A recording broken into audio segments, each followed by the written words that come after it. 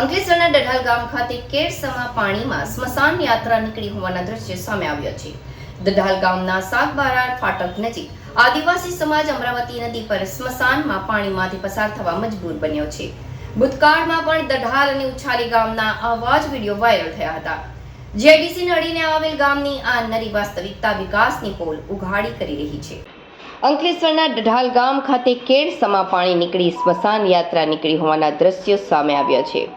ડઢાલ ગામના સાગબારા ફાટક નજીક આદિવાસી સમાજ અમરાવતી નદી પાર સ્મશાનમાં પાણીમાંથી પસાર થવા મજબૂર છે. ભૂતકાળમાં પણ ડઢાલ અને ઉછાલી ગામના આવા જ વિડીયો વાયરલ થયા હતા.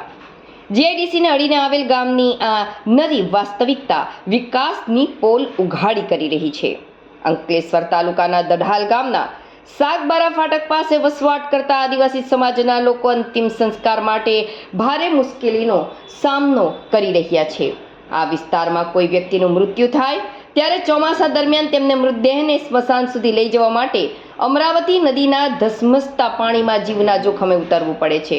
નહીં છીછરા પાણીમાં અન્ય ઋતુમાં પસાર થતા હોય છે. ગતરોજ આદિવાસી સમાજના એક વ્યક્તિનું અવસાન થતાં તેની અંતિમ વિધિ માટે ડાઘુઓ ગળા સુધીના પાણીમાં ઉતરી નનામી લઈ જવા મજબૂર બન્યા હતા. આ સમસ્યા નવી નથી. ગત વર્ષે પણ એક વ્યક્તિના અંતિમ સંસ્કાર વેળા નદી પાર કરતી વખતે 2 લોકો ડૂબી જતા તેમના મોત નીપજ્યા હતા. સ્થાનિક લોકોએ આ સમસ્યા અંગે અનેકવાર સરકારી તંત્ર સમક્ષ રજૂઆત કરી છે, પરંતુ હજુ સુધી કોઈ યોગ્ય પગલાં લેવામાં આવ્યા નથી.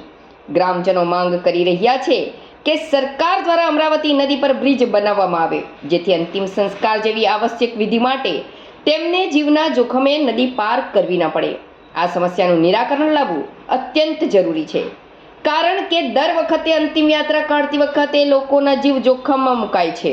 સ્થાનિક વહીવટી તંત્ર દ્વારા આ બાબતે તાત્કાલિક પગલાં લેવાની આવશ્યકતા છે.